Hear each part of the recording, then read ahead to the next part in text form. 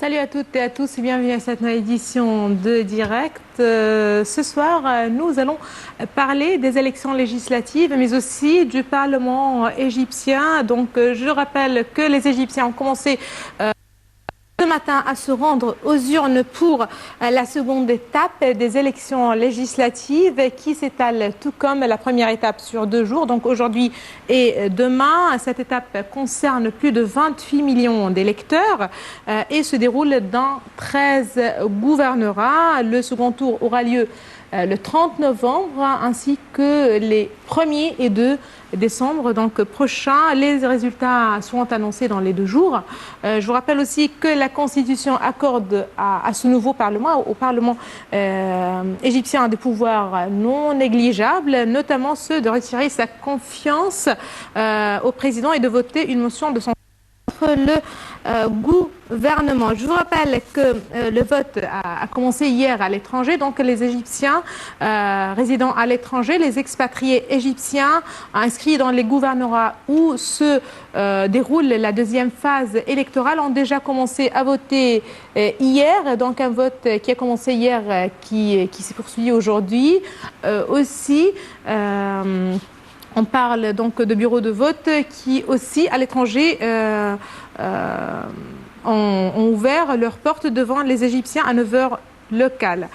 Ce soir, nous allons non seulement parler de ce processus électoral, du déroulement de ce processus électoral, mais aussi nous allons parler du Parlement égyptien, nous allons parler des défis devant ce Parlement, à la lumière certes des défis dont font face les Égyptiens aujourd'hui. On parle surtout sur le niveau économique.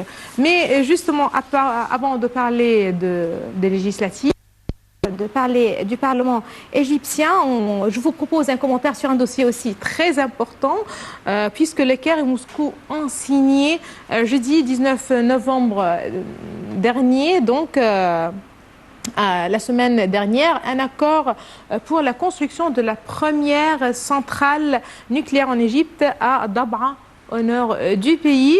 Et la Russie financera en partie cette centrale à l'aide d'un accordé au Caire. Le remboursement par contre de ce prêt s'étalera sur 35 ans selon les autorités égyptiennes. Donc là aussi on peut parler des relations égypto-russes puisque ces relations, certains ont parlé ou ont essayé de parler un petit peu de ces relations à la lumière de la décision des Russes donc d'arrêter leur vol pour l'Égypte. On parle certainement du dossier touristique, mais aussi sécuritaire à la lumière de l'accident de l'avion russe. Tout cela, nous allons essayer d'aborder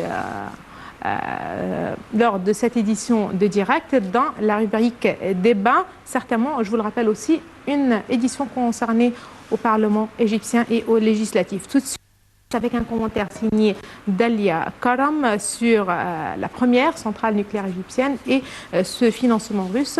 Et on se retrouve juste après.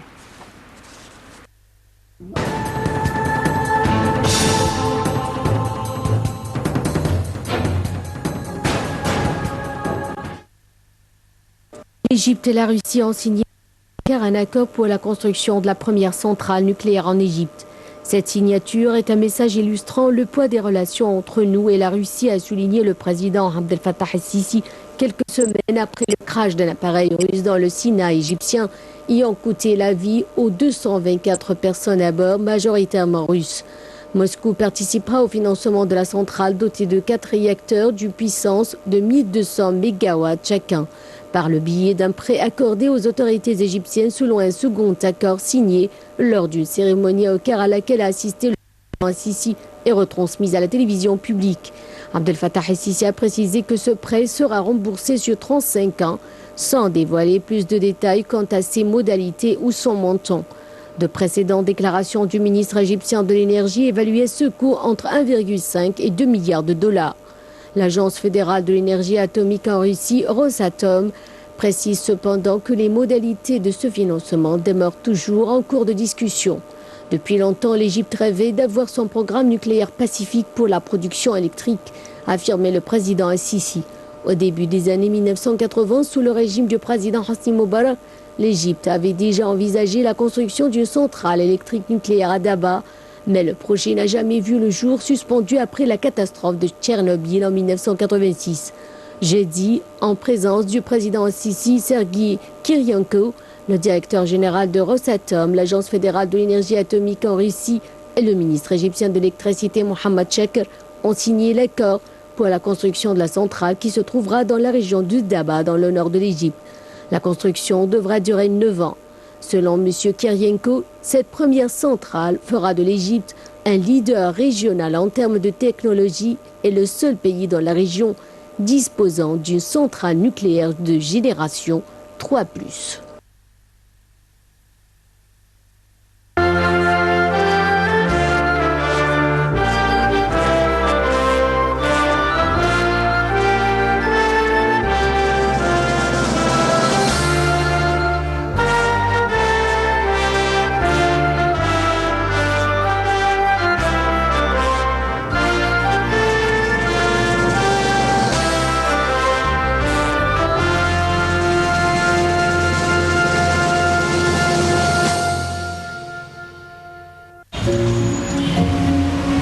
بنحب مصر. عايزين صوتنا يتسمع. بنلاقي تعليم أحسن ورعاية صحية أحسن ومستوى معيشة أحسن. الآخر مصر أحسن. مصر أحسن.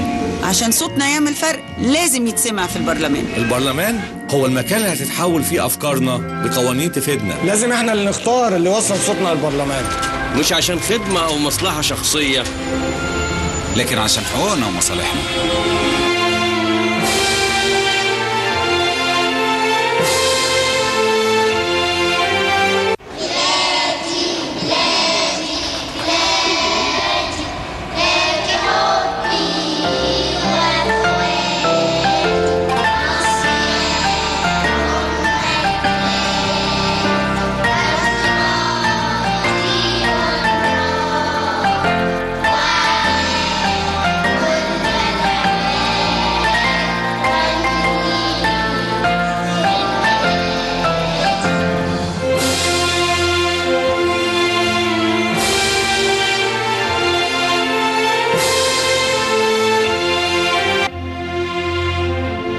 في مصر كل يوم بنشارك بعض في حاجات كتير. شمسها اللي بتشرق علينا، شوارعها اللي بتضمنا، وجمالها اللي بنعشقه كلنا.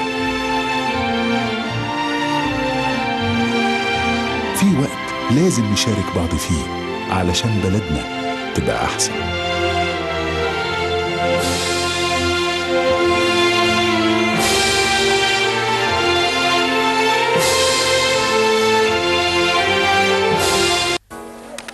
يا سلام، امال ايه؟ لازم يمدوا سن المعاش للناس الكفاءات اللي زينا. كفاءات؟ راحت عليك يا كفاءات. القرار لو كان قراري كنت عملت قسم فاشن في الجامعة. صح. عارفة حل مشكلة السحابة السوداء دي ايه؟ والله احنا كنا محتاجين قانون المرور ده من زمان. على الاقل حتى يسيبونا نزودها ربع جنيه. لو عملوا قانون يمنع استيراد الكاوتش. انا مش فاهمه ليه ما يقسموهاش، يوم للعربيات الفردي ويوم للعربيات الزوجي.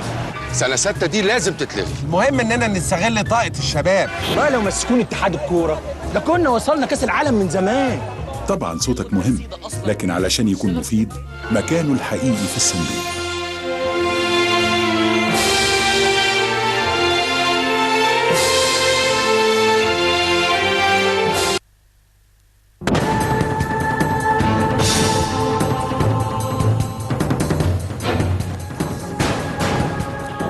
Bonsoir.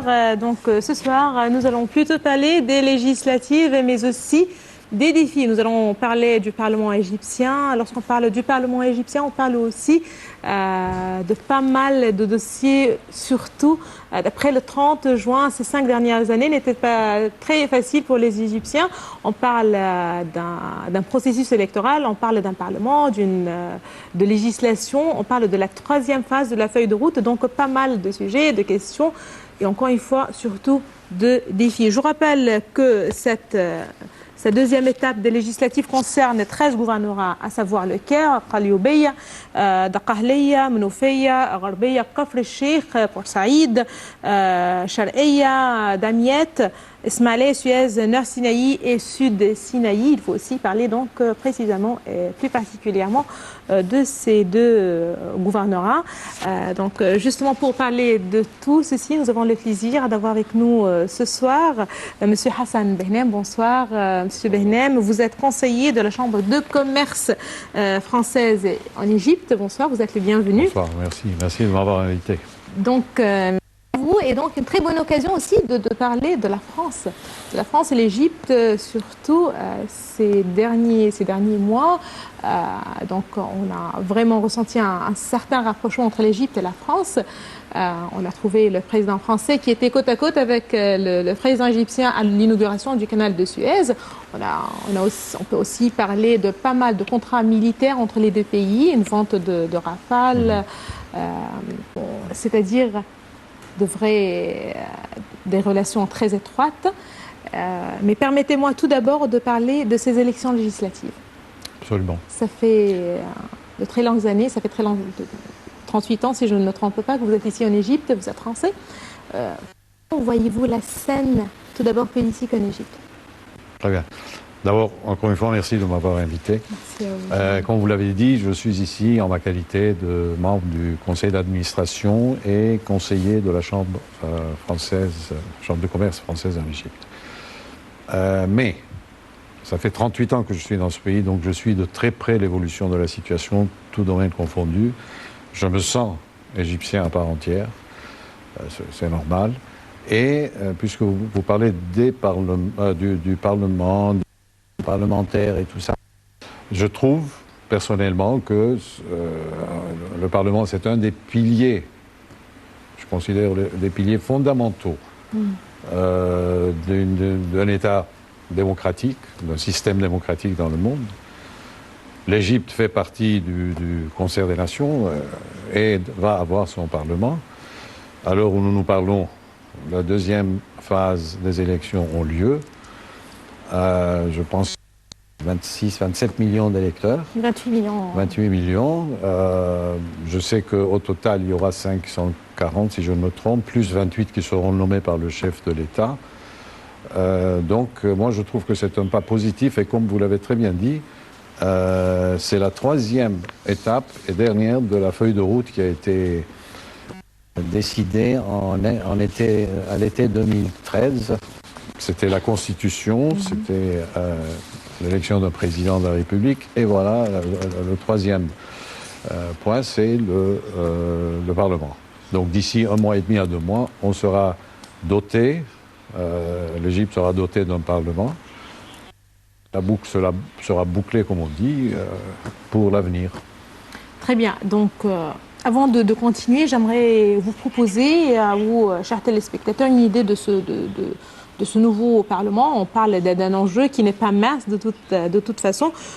Donc, je vous rappelle aussi qu'on vient de vote dès ce dimanche pour le nouveau Parlement. Donc, on parle d'un nouveau Parlement qui doit être réinstallé. L'enjeu démocratique, encore une fois, n'est pas mince. Depuis plus de 2 ans, le pays fonctionne sans Parlement. L'ancienne Assemblée du peuple avait été dissoute à la mi-juin 2012. Je vous le rappelle, la Haute Cour constitutionnelle avait alors invalidé l'élection d'un tiers des députés lors du scrutin 2011-2012. Donc un flashback, on va essayer de se rappeler un petit peu de ce qui se passait dans la vie politique en Égypte depuis cette date jusqu'à aujourd'hui.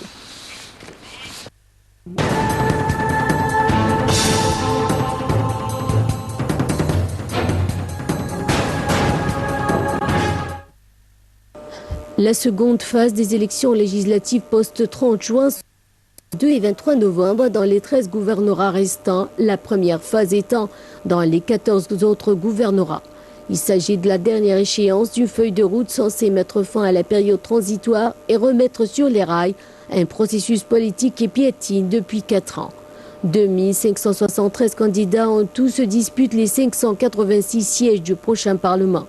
80% des sièges sont pourvus au scrutin individuel et 20% au scrutin de liste. Le prochain Parlement sera doté de pouvoirs sans précédent. Il devra, entre autres, réviser toutes les lois promulguées depuis la dissolution de l'ancien Parlement, en plus de...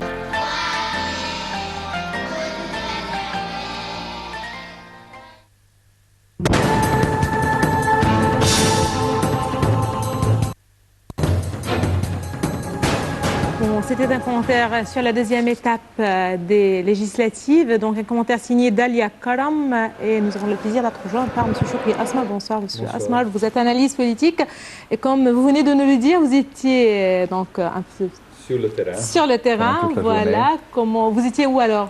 J'étais plutôt sur la zone d'Héliopolis. On essayait de voir un peu le processus électoral. Ça marche bien, tout est calme. À partir de 17h, il y a eu la participation un peu augmentée. Mais avant ça, c'était plutôt des gens plus âgés. Il n'y avait pas de rang, si on pouvait dire. À partir de 17h, les jeunes ont recommencé à participer aux élections. Très bien. Et je rappelle que nous avons toujours le plaisir d'avoir avec nous toujours M. Hassan Bahnem. Je rappelle que vous êtes conseiller de la Chambre de française en Égypte.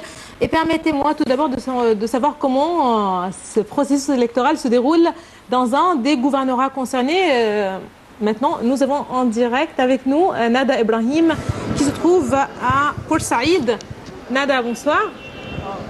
Oui, bonsoir Donna. Donc, il y a un peu plus d'une heure, on était en direct et parler d'une bonne participation, d'une participation plutôt correcte selon vos mots, vos termes. Oui. Comment est donc le processus à présent, à une heure peut-être de la fermeture, ou un peu plus d'une heure de la fermeture des bureaux de vote? Oui. Comme tu as dit, je me trouve maintenant au gouvernorat de Port Saïd, exactement à l'école primaire de Ashtoum El Gamil. Ici, l'école est divisée en 3 comités pour un total d'électeurs, 7119 électeurs qui sont principalement des... Aujourd'hui, au premier jour de la deuxième phase des élections législatives, les bureaux de vote ici dans cette école ont vu une participation correcte. Le taux de participation était moyen. Au matinée, le taux de participation était moyen. On a vu toutes les tranches d'âge qui sont venues soit les jeunes femmes ou les personnes âgées. Mais à midi, le taux était un peu faible. Mais là, on voit plus de personnes qui sont venues pour... Comme tu as dit, Donna, il nous manque à peu près 1h30 avant que le bureau de vote ferme et les juges ont dit qu'il n'y aura pas d'heures supplémentaires. Les bureaux allaient fermer à 9h du soir. Et quand je lui ai posé la question concernant la fermeture des il m'a dit qu'il va fermer les urnes avec des verrous plastiques. Après, il va tamponner avec de la cire. Après, les forces armées vont fermer les portes des comités et les portes de l'école pour le lendemain, le deuxième jour des élections législatives. Très bien, Nada. On ne peut pas pour les précédents parlements, les figures des députés égyptiens étaient assez connues. On parlait pas mal de visage de l'opposition, si je ne me trompe pas. Est-ce que les gens sont assez enthousiastes? C'est-à-dire que le Port Saïd était toujours très intéressé par ce Parlement, par les parlements en général. On connaissait les visages, les noms. Est-ce que les gens chez vous, plus ou moins, même avec une participation assez correcte, quand vous est-ce qu'ils sont enthousiastes? Est-ce qu'ils comptent sur ce nouveau Parlement? Oui, ici, comme je vous ai dit, c'est une école féminine. Donc, quand j'ai parlé avec les femmes, j'ai trouvé que les femmes sont tellement heureuses, car elles sentent que c'est la dernière phase de la feuille de route et l'Égypte verra un avenir plus prospère. Il y aura un développement économique, politique, sécuritaire aussi. vraiment, les femmes sont vraiment heureuses car ils ont participé à cet événement historique. Comme je vous ai dit, il y avait toutes les tranches d'âge, les personnes âgées sont tellement heureuses car ils ont participé aux élections législatives qui était un événement très important dans l'histoire de l'Égypte. Merci beaucoup à vous, Nada Ibrahim, envoyé spécial de NAL International à Port Saïd. De retour à vous, donc, Monsieur Behnam. Donc, si on parle de ce Parlement, on va retourner bien sûr au processus électoral, surtout à Héliopolis, mais j'aimerais savoir, aujourd'hui, lorsqu'on parle du nouveau Parlement, lorsqu'on parle de défis devant la population égyptienne, l'investissement faisait partie des sujets majeurs donc, pour relancer l'économie. L'économie égyptienne n'est pas dans ses meilleurs ces jours-ci, dernièrement. On peut le ressentir, ça se voit aussi vis-à-vis donc, des sociétés étrangères et particulièrement françaises. Est-ce qu'il y a aussi des attentes? Vous pouvez nous en parler de cela? Oui, avec plaisir. Juste pour vous dire qu'il ne faut pas oublier que depuis 2011, janvier 2011 jusqu'à présent, il y a eu 2 renversements de régime, il y a eu 6 ou 7 premiers ministres, je pense. Donc c'est une phase de transition dans la vie politique de l'Égypte qui a un impact aussi sur l'économie, c'est normal. Donc il ne faut pas trop s'inquiéter, je pense, c'est normal. Si on retourne à des révolutions dans d'autres pays, il y a une crise, oui, c'est vrai. Il y a un manque d'investissement et d'investisseurs, d'investissements directs étrangers, IDE. Mais je pense que les autorités sont sur le bon chemin pour y arriver. Pour répondre à votre question, ce qu'attendent particulièrement les Français, les sociétés françaises, les PME, PMI et les grands groupes aussi, c'est que le Parlement crée le climat, les conditions favorables à l'investissement. Et ça comporte plusieurs volets. Ça peut être les douanes, les taxes, les restrictions bancaires et tout ça. Donc ils s'attendent à ce que le Parlement, le nouveau Parlement, prenne des dispositions favorables. Surtout que, comme vous l'avez dit, les relations sont excellentes à tout niveau entre les 2 chefs d'État. Vous avez parlé des accords sur les armements récemment. La présence de M. Hollande le 6 août, l'inauguration de l'extension du canal de Suez, du nouveau canal de Suez. Et puis la visite de M. Valls, le Premier ministre, les 10 et 11 octobre, à la tête d'une importante délégation d'hommes d'affaires. Tout ça, ça montre que ce n'est pas un réchauffement, non. Les relations ont été toujours très chaudes. Mais on avance bien et la feuille de route étant complète avec le Parlement qui va voir le jour dans un mois et demi, 2 mois, je pense que ce sera beaucoup plus favorable pour rehausser davantage le niveau d'échanges commerciaux entre la France et l'Égypte. Très bien. Aujourd'hui, Asmar, l'investissement étranger s'attend à un Parlement qui va favoriser ou qui va fournir un climat favorable à l'investissement en général. Pour nous ici en Égypte et pour très particulièrement ces élections législatives, on a beaucoup parlé des visages. Ils ne sont pas très connus. Oui. Il n'y a pas une bonne participation. Certains disent ou prétendent que cette participation est en partie liée aussi à une certaine ignorance. On ne connaît pas trop les gens, les députés ou ceux qui vont être députés. Comment voyez-vous En fait, si je peux diviser les électeurs en 4 divisions. Premièrement, les gens qui ont décidé de ne pas aller voter parce qu'ils ne connaissent personne.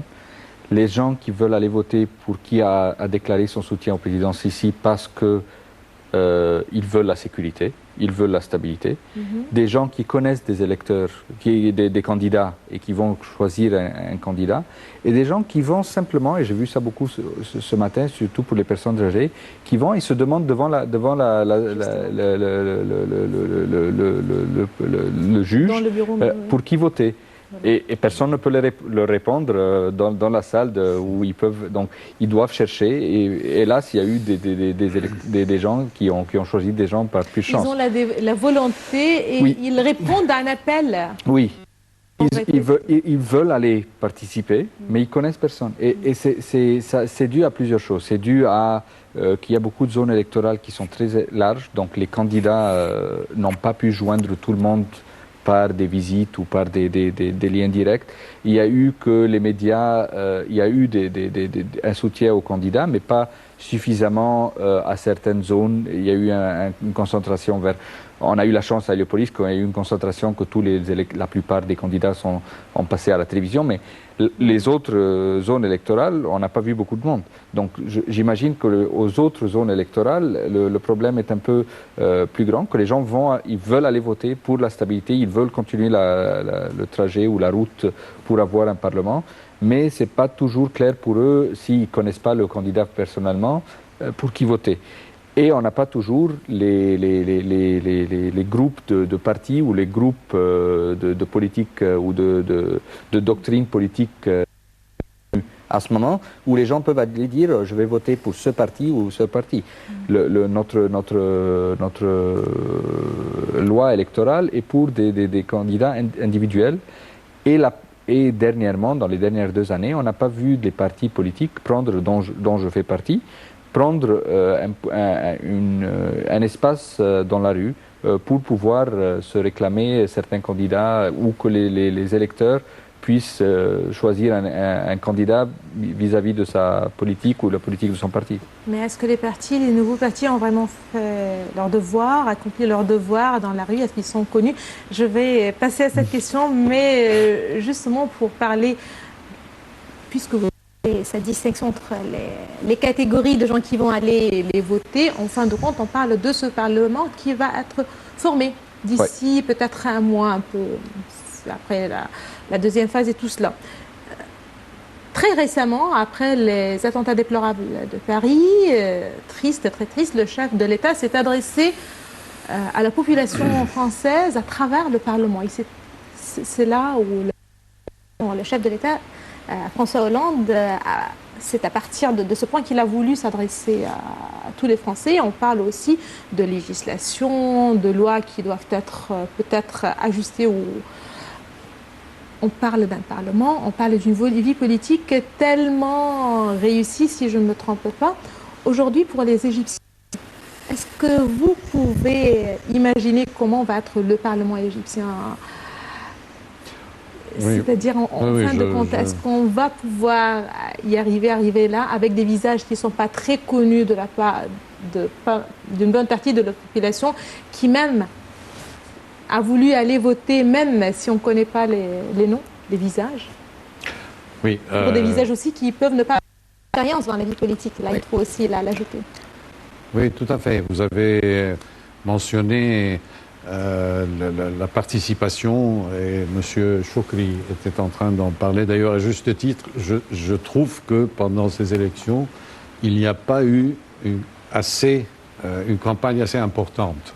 C'est pour ça que beaucoup d'électeurs ne connaissent pas le visage, le physique, mais surtout, ils ne connaissent pas les idées, ils ne connaissent pas le programme de tel candidat. Exactement, exactement. Ça, c'est dû au fait, encore une fois, on passe par une période assez délicate de l'histoire de l'Égypte. Voilà. Mais ça va venir. Pour reprendre ce que vous avez dit sur le chef d'État français, il s'est adressé à la nation, effectivement, au sein du Congrès qui s'est tenu à Versailles. Donc il y a la chambre haute et basse. Oui. En Égypte, nous n'avons plus avoir le Sénat. Il s'est adressé, et je trouve que c'est tout à fait normal, parce qu'il s'est adressé au peuple français par l'intermédiaire des élus du peuple français.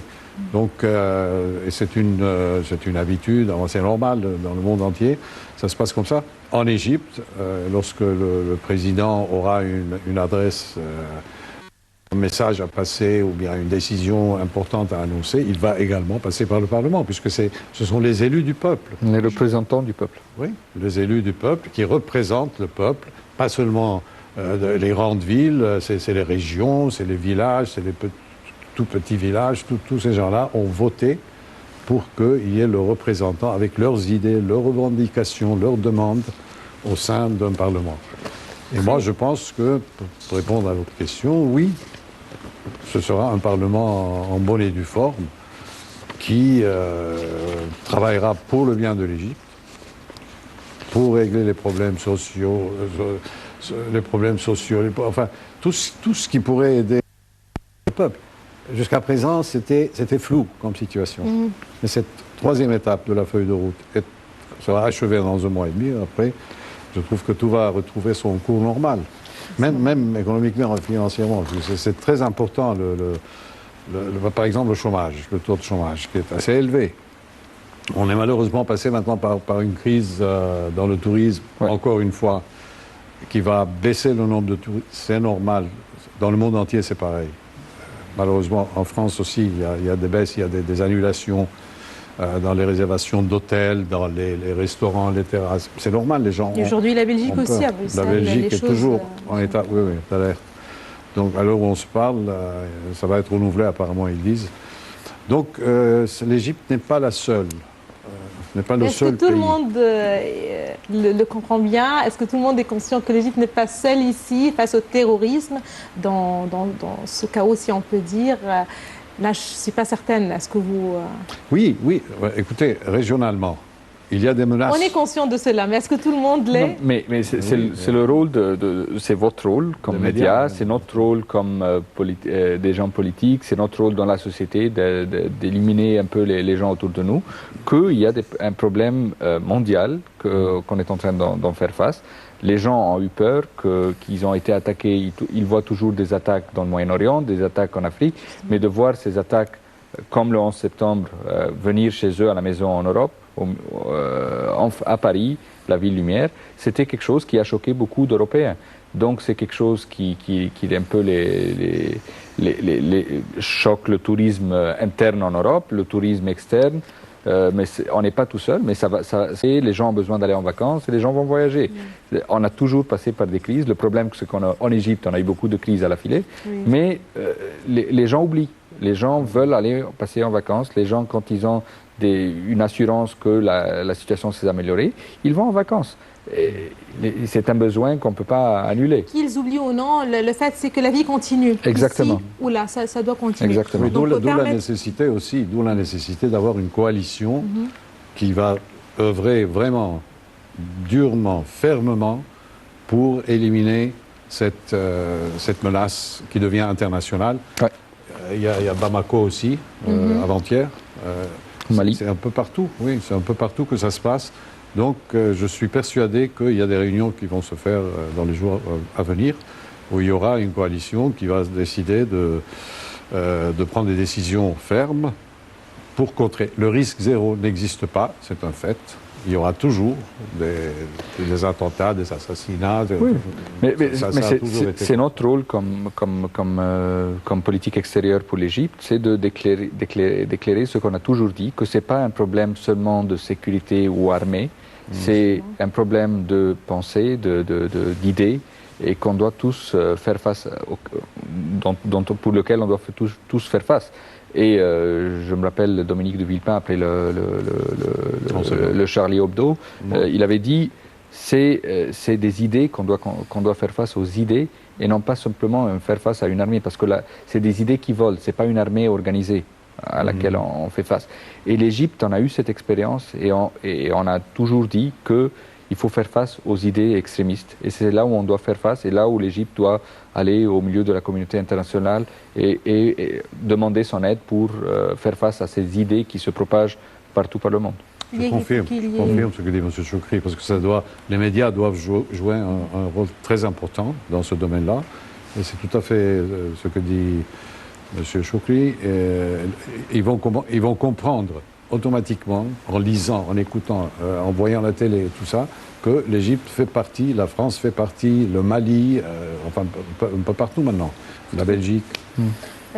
Peut-être il faut aussi insister sur le fait qu'il faut qu'il y ait une volonté commune, une conscience commune des menaces vis-à-vis donc de ces menaces et donc une volonté commune qu'il faut que le monde avance Donc on ne peut pas avancer avec le terrorisme qui va frapper ici et là, il va frapper partout. Donc personne n'est épargné. Donc tout de suite, je vous propose de savoir comment le processus, on coupe un petit peu avec ceci pour savoir comment s'est déroulé le processus électoral à l'étranger. Donc les Égyptiens aussi à l'étranger ont dû accomplir ce devoir.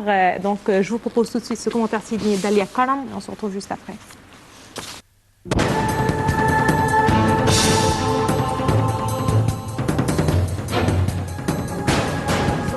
D'Égypte à l'étranger ont commencé à accueillir ce samedi les ressortissants égyptiens dès 9h en fonction de l'heure locale de chaque pays pour le vote de la seconde phase des élections parlementaires prévues samedi et dimanche. 139 consulats et ambassades sont concernés par ce scrutin alors que le vote n'aura pas lieu dans 4 pays en raison des conditions de sécurité, à savoir le Yémen, la Syrie, la Libye et la Centrafrique. Vendredi, le vote s'est ouvert dans les premiers bureaux installés en Nouvelle-Zélande et en Australie, suivis par ceux de Tokyo, Séoul, Pékin, Mongolie et... Le ministère des Affaires étrangères suit de près ces élections conjointement avec la Haute Commission électorale en entamant des contacts directs avec les missions diplomatiques à l'étranger. Tout ressortissant égyptien a le droit de voter là où il se trouve, étant donné qu'il n'y a pas une base de données ad hoc aux Égyptiens à l'étranger. Les seules conditions seraient de présenter la carte d'identité ou le passeport biométrique et d'être inscrit sur les listes électorales afin de déterminer la circonscription de chaque électeur. Le deuxième tour de la seconde phase des législatives 2015 se tiendra le 30 novembre et le 1er décembre pour les expatriés et le 1er et 2 décembre en Égypte. La ministre de l'Immigration et des Affaires des Égyptiens à l'étranger, Nabila Makram, a rappelé les Égyptiens travaillant à l'étranger de participer intensivement au vote des élections parlementaires afin de choisir leurs représentants au Parlement. La ministre a en outre affirmé que toutes les garanties et les facilitations étaient établies par l'État pour assurer le succès du processus électoral à l'intérieur, mais aussi à l'extérieur du pays.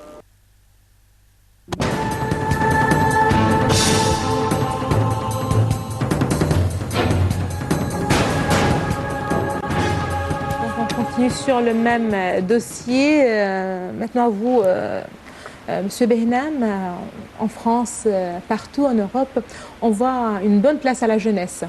D'accord. Ici en Égypte aussi, le chef de l'État a bel et bien appelé la jeunesse à participer à la vie politique. Il a promis les jeunes de faire partie de la vie politique, même au sein du gouvernement, en tant que conseillers, qui vont avoir leur place.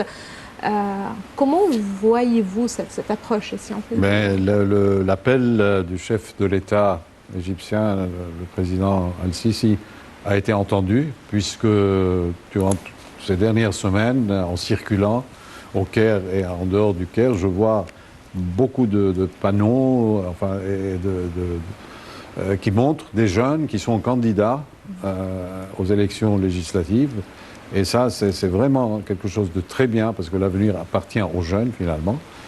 Et je pense que M. Choukli est bien placé pour prendre la relève, pour expliquer la jeunesse. Non, je soutiens ce que vous venez de dire. Vous avez parlé d'expérience politique, mais la jeunesse, dans les dernières 4 ans, on s'est mêlé dans la vie politique, où je pense que la jeunesse a une certaine expérience pour s'aspirer vers l'avenir. On veut un avenir meilleur. On veut aider tout le pouvoir, toute l'Égypte en une main pour aller vers un avenir qui est sans corruption, plus clair, plus organisé, que les gens aient une meilleure qualité de vie. Et la jeunesse a cette aspiration. Ils ne veulent pas de poste dans un parlement comme on avait le passé. Donc c'est là où c'est le parlement où on peut, et j'invite tout le monde, sans aucun nom, j'invite aux gens de penser, s'ils n'ont pas encore été votés, ils vont aller demain, pensez à la jeunesse, pensez à des candidats jeunes qui ont l'énergie, qui ne veulent pas de pouvoir ou autre chose, ils veulent simplement voir transmettre toute leur énergie vers des législations qui donnent un avenir meilleur à leur communauté et à l'Égypte tout entière. Très bien. Tout à l'heure, et en parlant des partis, M. Behnam, il a parlé des idées, des programmes qui sont peut-être mal connus ou pas très bien connus de la part de la population qui va aller voter ou choisir une telle personne selon ces programmes. Est-ce que vous trouvez par contre que les programmes sont là? s'ils ne sont pas très bien connus, ce n'est pas très grave. Mais est-ce que les programmes, ils sont là, ils sont forts, ils sont solides? Est-ce qu'on a les idées sont claires? D'une simple lecture de la zone électorale où je participe, c'est Héliopolis, on a 44 candidats, sans parler de nom. Mais si on voit, il y en a une bonne dizaine de jeunes qui participent comme candidats. Les jeunes ont présenté des programmes clairs.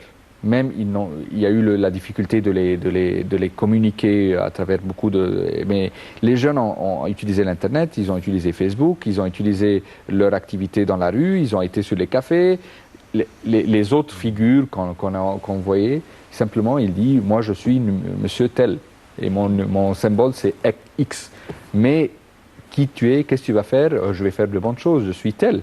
Mais non, la jeunesse a vraiment pensé. Moi, je participe à une équipe d'un candidat dont je ne peux pas dire le nom parce qu'on est dans le silence électoral. Et on a beaucoup pensé au programme. On a pensé c'est quoi qui intéresse notre zone d'Héliopolis, c'est quoi qui intéresse les législations en général pour l'Égypte, c'est quoi les problèmes d'éducation, les problèmes de santé, les problèmes de municipalité. C'est un très grand problème qu'on a.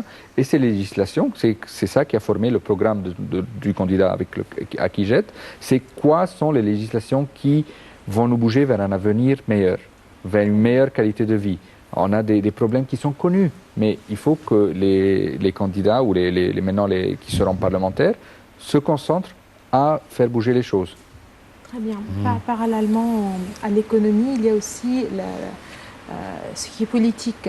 Aussi, lorsqu'on parle aux investisseurs étrangers, on compte toujours sur la vie politique en Égypte, les droits de l'homme. C'est de parler de la situation sécuritaire aussi en Égypte. Sécurité, politique et économie sont aujourd'hui tout à fait liées. Lorsqu'on parle de ce nouveau Parlement, et encore une fois, par rapport aux autres régions peut-être que vous connaissez, qu'est-ce qu'on attend exactement? À quoi on s'attend de ce nouveau Parlement? Justement, l'investisseur étranger, les Français, avec un nouveau Parlement, avec une vie politique plus ou moins stable, donc le Parlement doit refléter cette vie politique assez stable, est-ce que ça doit avancer un petit peu le visage de l'Égypte? Je ne sais pas comment l'expliquer, mais on n'est pas très bien présenté, par exemple, dans les médias étrangers, occidentaux, européens, si on peut dire. Oui, je vois très bien ce que vous voulez dire. Ça va de pair. La sécurité avec le développement et les investissements qui en découlent, ça va de pair. C'est normal, on en a parlé tout à l'heure.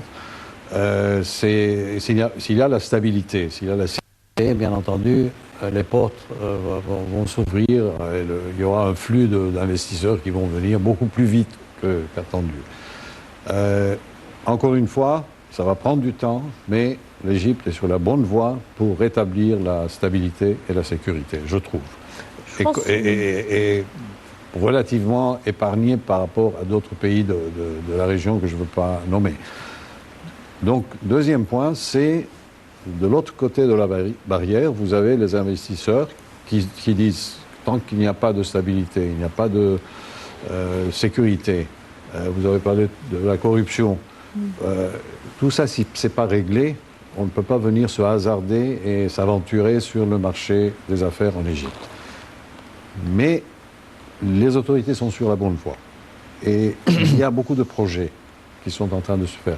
Beaucoup de grands projets, de méga-projets, ou si vous pouvez nous donner une petite idée sur les projets. Déjà, les Français sont intéressés par les projets qui sont en train d'être annoncés depuis la conférence de mars, économique de mars à Sharm el-Sheikh. Ils sont intéressés. Donc la zone du canal de Suez. Notamment. Il y a plusieurs. L'extension de la capitale, l'Airport City, etc. Il y a beaucoup. Et dans les gouvernorats aussi. Et nous jouons notre rôle en leur disant, voilà, où en est le projet, est-ce que ça a démarré, ça n'a pas démarré, etc. Mais pour venir à un projet, et je vais passer le premier message au nouveau Parlement, aux jeunes surtout, c'est que la Chambre de commerce française en Égypte a un projet pour rehausser le niveau des relations bilatérales, commerciales, et c'est un projet de création d'une zone industrielle française à Alexandrie, que j'ai nommé FISA, c'est French Industrial Zone in Alexandria. Alors, lors de la visite de Valls, notre coprésident a annoncé ce projet. Et après, en aparté entre M. Valls et M. Cherif Ismail, son homologue égyptien, ils en ont parlé. Et ils ont accueilli, ils étaient favorables à ce projet. Ça consiste en quoi? En 2 phrases. C'est prendre un terrain à Alexandrie, un grand terrain, plusieurs dizaines de fêtes-dents. L'État égyptien, les autorités égyptiennes, notamment la Fédération des industriels égyptiens, donnent ce terrain et s'occupent de l'infrastructure, des services, de l'eau, l'électricité, tout ce que vous voulez dans cette partie, etc. Et en contrepartie, les Français viendraient avec leur équipement pour la production de tel.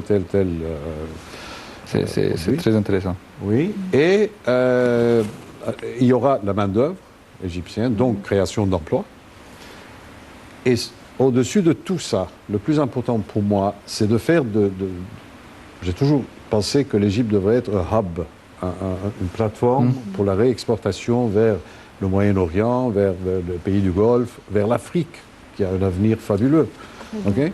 On peut être une porte pour l'Afrique et une porte pour le Moyen-Orient.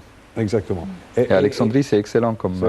Et l'idée, c'est quoi? C'est que vous avez des accords signés et en vigueur pour exporter vers l'Afrique, notamment la Comesa. Oui. Et les trois, la Comesa, il y a deux autres choses. Ils ont fait une tripartite agreement. Oui. Et vers l'Afrique de l'Est et l'Afrique du Sud. Exactement. Oui.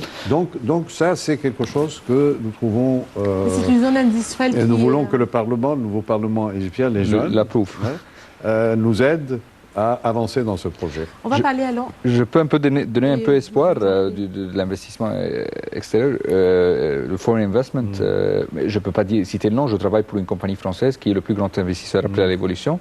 Et on a mis de l'argent et on y croit à ce pays. Je ne veux pas faire d'annonce, mais c'est une compagnie française qui a décidé de mettre de l'argent en voyant le futur en Égypte. En Égypte, si on peut garantir une stabilité, donc sécurité, une transparence des législations, donc une clarté vers où on va vers les législations, une transparence vers les méga-projets et de faire guerre à la corruption, et on doit s'intéresser à ça parce que c'est un problème éminent. Si on a cette trilogie, on peut garantir beaucoup d'investissements parce que l'Égypte, il y a beaucoup à faire et c'est très facile à créer il y a un besoin d'investissement, donc tout peut réussir. Donc il n'y a pas de chance à ne pas réussir si on a cette trilogie. Très bien. J'enchaîne. Excusez-moi, j'enchaîne en disant que l'Égypte, c'est 90 millions de population. C'est 90 millions de consommateurs potentiels. Exactement. D'accord. J'en ai parlé tout à l'heure, au carrefour de la Méditerranée, du Moyen-Orient, des pays de l'Afrique et tout ça. Et donc, ces 90 millions, comme vous le disiez, doivent s'habiller, donc industrie textile et compagnie et dérivés, doivent se nourrir, donc agroalimentaire, se loger.